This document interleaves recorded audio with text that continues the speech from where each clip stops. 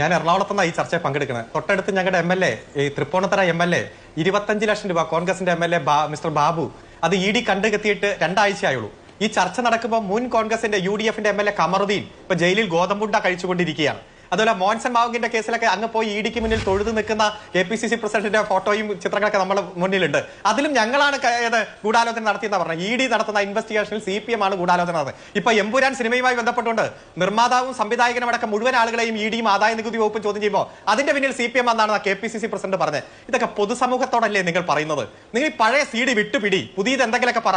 വികസന അജണ്ടയുമായിട്ട് ഈ ഗവൺമെന്റ് മുന്നോട്ട് പോകുമ്പോൾ അത് ചർച്ച ചെയ്യാതിരിക്കാൻ നിങ്ങൾ ഇങ്ങനെ തട്ടാമുട്ട് ചില കാര്യങ്ങളുമായിട്ട് ഇറങ്ങി വരും. അതൊക്കെ ജനങ്ങൾക്ക് കൃത്യമായിട്ട് ബോധ്യമുണ്ട്. എന്തിനാ EP ജയരാജൻ രാജിവെച്ചത്, എന്തിനാ KT ജലീൽ രാജിവെച്ചത്, എന്തിനാ സജി ചെറിയാൻ രാജിവെച്ചത്? അപ്പൊ ഇവർക്കൊക്കെ ബാധകമായ ധാർമ്മികത പിണറായി വിജയൻ ഇല്ല എന്ന് പറഞ്ഞാൽ അതിന്റെ അർത്ഥം ഇത്രയും അധാർമികനായ ഒരാളാണ് കേരളം ഭരിക്കുന്നത്. EP ജയരാജൻ രാജിവെച്ചില്ലേ, സജി ചെറിയാൻ രാജിവെച്ചില്ലേ, ഇന്ന ആളുകൾ രാജിവെച്ചില്ലേ? ആ രാജിവെച്ചു എന്ന് താങ്കൾ പറഞ്ഞ എല്ലാവർക്കെതിരെയും ഒരു ഘട്ടത്തിൽ ചെറിയ ആരോപണങ്ങൾ ഉണ്ടായിരുന്നു. ഇപ്പൊ സജി ചെറിയാന്റെ ഒരു പ്രസംഗം അദ്ദേഹത്തിനെതിരെ വിവാദമായി. EP-യുമായി ബന്ധപ്പെട്ടുകൊണ്ട് ഒരു നിയമനം ചർച്ച ചെയ്യപ്പെട്ടു. അവസാനം വിജിലൻസ് എക്സോണറേറ്റ് ചെയ്തു. പോലീസ് അത് റദ്ദാക്കുന്ന സാഹചര്യം ഉണ്ടായി. അത്തരത്തിൽ രാജിവെക്കപ്പെട്ട എല്ലാവർക്കും ആയി ഏതെങ്കിലും ഘട്ടത്തിൽ ഒരു ആരോപണം ഉണ്ടായിരുന്നു. ഇപ്പോൾ ബഹുമാനപ്പെട്ട കേരളത്തിന്റെ മുഖ്യമന്ത്രി രാജിവെക്കണമെന്നാണ് നിങ്ങൾ ആവശ്യപ്പെടുന്നത്. ഇപ്പോൾ വന്നിരിക്കുന്ന വിധിന്യായത്തിൽ ഏറ്റവും പ്രധാനപ്പെട്ടത് കേരളത്തിന്റെ ഹൈക്കോടതിയുടെ വിധിന്യായമാണല്ലോ. ആ വിധിന്യായത്തിൽ എന്താ പറഞ്ഞത്? ഒരു തരത്തിലും ഒരു ഇല്ലീഗൽ ഗെയിൻ ഗവൺമെന്റിൽ നിന്നോ മുഖ്യമന്ത്രിയിൽ നിന്നോ നേടിയെടുത്തതായി തെളിയിക്കുന്ന ഒരു രേഖയും, വിസ്പർ ഓഫ് എനി എവിഡൻസ്, ഒരു കണിക പോലും ഇതുവരെ പൊതുസമൂഹത്തിൽ ഇല്ല. ഭാവിയിൽ നിങ്ങൾക്ക് എന്നെങ്കിലും അത് കിട്ടുമെങ്കിൽ, കോൺഗ്രസ്സുകാരാണല്ലോ, ഇതൊക്കെ ഒപ്പിക്കാൻ പറ്റിയ ആളുകളാണല്ലോ, വ്യാജമായിട്ടൊക്കെ ഒരുപാട് ID കാർഡ് വരെ അടിക്കുന്നവരാണ്. അപ്പൊ അതുകൊണ്ട് ഇത്തരം കിട്ടുവാണെങ്കിൽ അന്നത്തെ കാലത്ത് വിജിലൻസ് കോടതിയിൽ സമീപിക്കാന്നാ പറഞ്ഞേ. ഹൈക്കോടതി എന്താ പറഞ്ഞേ? സുപ്രീം കോടതി വരെ പറഞ്ഞിട്ടും കളക്ടർ പലതവണ ശുപാർശ ചെയ്തിട്ടും ഇവിടെ ഏതെങ്കിലും സ്വകാര്യ കമ്പനിക്ക്, പ്രത്യേകിച്ച് CMRL-ന് ഖനനാനുമതി കൊടുക്കാൻ മുഖ്യമന്ത്രി തയ്യാറായില്ല. മുഖ്യമന്ത്രി അത് നിയമപരമായി പരിശോധിക്കുക എന്ന് പറഞ്ഞ് അത് താഴേക്ക് ഇടുകയാണ് ചെയ്തത്, അവസാനിപ്പിക്കുകയാണ് ഉണ്ടായത്. അപ്പൊ അത്തരത്തിൽ ഒരു ഇല്ലീഗൽ ഗെയിനും ഗവൺമെന്റിൽ നിന്നില്ല.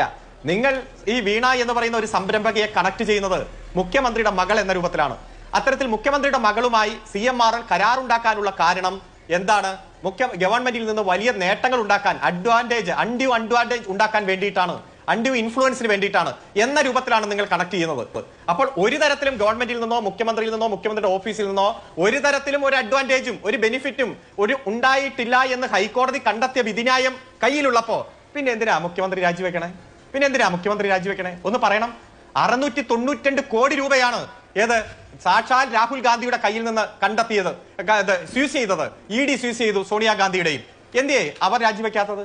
അന്തരം ആ സമയത്ത് MP ആയിരുന്നല്ലോ അദ്ദേഹം, ഇപ്പൊ പ്രതിപക്ഷ നേതാവാണല്ലോ. ബോഫോഴ്സ് കുംഭകോണവുമായി, ഇവിടെ കൃത്യമായി നാഷണൽ ഹെറാൾഡുമായി ബന്ധപ്പെട്ടുകൊണ്ട് 5000 കോടി രൂപയുടെ ആരോപണമല്ലേ ഈ സോണിയാഗാന്ധിയും രാഹുൽ ഗാന്ധിയും അടക്കമുള്ളവർ നേരിട്ടുകൊണ്ടിരിക്കുന്നത്? അവർ രാജിവെച്ച് പുറത്തുപോയോ? നിരവധി ആരോപണങ്ങൾ വ്യക്തിപരമായി നേതാക്കന്മാർക്കെതിരെ വന്നല്ലോ. ഇവിടെ മുഖ്യമന്ത്രിക്കെതിരെ ഒരു ആരോപണമില്ല, മറിച്ച് മകളായ സംരംഭകയുമായി ബന്ധപ്പെട്ടുകൊണ്ട് 2 കമ്പനികൾ തമ്മിലുള്ള കരാറിനെ നിങ്ങൾ കൂട്ടിയോജിപ്പിക്കുക.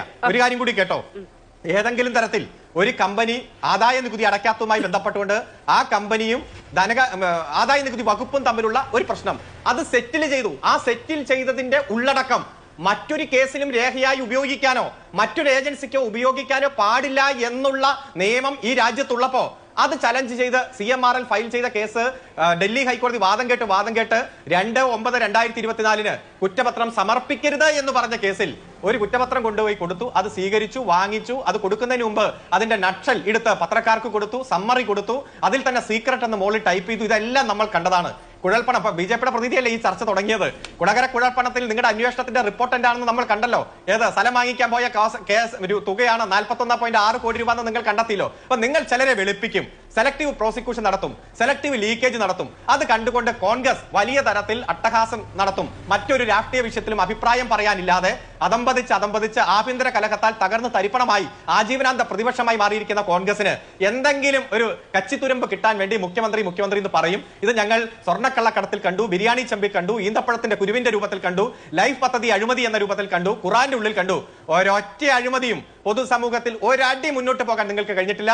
കേന്ദ്ര അന്വേഷണ ഏജൻസികൾ തല താത്തി ലജ്ജിച്ച് തോറ്റു തുന്നമ്പാടി ഇടയ്ക്ക് വെച്ച് ഡൽഹിക്ക് തിരിച്ചുപോയ ചരിത്രമാണ് എല്ലാ ഘട്ടത്തിലും ഉള്ളത്.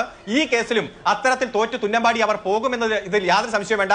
അതുകൊണ്ടാണ് പറയുന്നത്, ഏത് അന്വേഷണമാകട്ടെ, കേന്ദ്രമല്ലേ, അവരുടെ കയ്യിലിരിക്കുന്ന അന്വേഷണ ഏജൻസി അല്ലേ, എന്തും ചെയ്യാൻ പാടില്ലെന്ന് നിയമം പറഞ്ഞാൽ അതും ചെയ്യാം. സുപ്രീം കോടതി നമ്മൾ പറഞ്ഞു ഭരണഘടനയാണ് വലുത്, ഗവർണർ ഇവിടെ അമിതാധികാരം കാണിക്കുന്നു. അതായത് 3.5 കൊല്ലമാണ് മാധ്യമങ്ങൾ ചർച്ച നടത്തി. എത്ര ഹീറോ ആയിട്ടാണ് ഈ കേരളത്തിന്റെ ആരിഫ് മുഹമ്മദ് ഖാനെ അടക്കം ചിത്രീകരിച്ച് നമ്മൾ കണ്ടല്ലോ. സുപ്രീം കോടതിയുടെ ഒറ്റ വിധിന്യായത്തിൽ CPM പറഞ്ഞതാണ് ശരി, കേരളത്തിന്റെ മുഖ്യമന്ത്രി പല ഘട്ടങ്ങളിലും സൂചിപ്പിച്ചതാണ് ശരി, ഇവിടെ ഗവൺമെന്റിന്റെ ഉപദേശവും നിർദ്ദേശവും അനുസരിച്ച് മാത്രമേ ഗവർണർ നമുക്ക് പ്രവർത്തിക്കാൻ കഴിയൂ എന്ന് കണ്ടില്ലേ. അതുപോലെ സാമ്പത്തിക ഫെഡറലിസം തകർക്കുന്ന നയത്തിനെതിരെ ഞങ്ങൾ ഫയൽ ചെയ്ത കേസ് സുപ്രീം കോടതിയുടെ ഭരണഘടനാ ബെഞ്ച് പരിശോധിക്കാൻ പോവുക. അവിടെയും ഞങ്ങൾ മുന്നോട്ട് വെച്ച നിലപാടാണ് ശരിയെന്ന് സുപ്രീം കോടതി കണ്ടെത്തും, പരമാവധി നീതിപീഠം കണ്ടെത്തും. കേന്ദ്ര ഇൻവെസ്റ്റിഗേഷൻ ഏജൻസികളുമായി ബന്ധപ്പെട്ടുകൊണ്ട് പലതവണ കണ്ടെത്തി കഴിഞ്ഞു. സുപ്രീം കോടതിയുടെ ജഡ്ജിമാർ തന്നെ പറഞ്ഞിരിക്കുന്നു EDയുടെ വിശ്വാസം പോയി, CBI കൂട്ടിലടച്ച തത്തിയാണ്, വിശ്വാസം പോയി. ഉത്തർപ്രദേശിലെ ഗവൺമെന്റിനോടൊക്കെ പറഞ്ഞില്ലേ നീതിന്യായ വ്യവസ്ഥ തകർക്കപ്പെട്ട സ്ഥലം, അവിടെ ബുൾഡോസർ രാജ്യം നടപ്പാക്കിയ സ്ഥലത്ത് എല്ലാവർക്കും വീട് നിർമ്മിച്ചു കൊടുക്കുക, 10 ലക്ഷം രൂപ നഷ്ടപരിഹാരം കൊടുക്കുക. ഈ അധികാരമുണ്ടെന്ന് വെച്ചുകൊണ്ട് പ്രതിപക്ഷത്തിന്റെ സ്വരത്തെ ഇല്ലാതാക്കാൻ നടത്തുന്ന ഇത്തരത്തിലുള്ള അധമ രാഷ്ട്രീയ പ്രവർത്തനത്തെ ഈ രാജ്യം തിരിച്ചറിയുക തന്നെ ചെയ്യും. പക്ഷെ വാളയാർ ചെക്ക് പോസ്റ്റിന് അപ്പുറത്തേക്ക് കോൺഗ്രസിന് ഒരു നയം, ഇവിടെ വരുമ്പോ ഇവിടെ CPM തകർക്കാൻ വലിയ തരത്തിലുള്ള നുണപ്രചരണം നടത്തും. അതൊക്കെ ബലൂൺ പൊട്ടുന്നത് പോലെ പൊട്ടി പാളിസായി പോകുമെന്നതിൽ യാതൊരു സംശയമില്ല. സ്വപ്ന സുരേഷ് ഒരു ആത്മകഥ എഴുതിയിട്ടുണ്ട്, അതിൽ കുറെ നേതാക്കന്മാരെ വെല്ലുവിളിച്ചിട്ടുണ്ട്. ഒരു മറുപടി പറയാൻ പറ്റുമോ?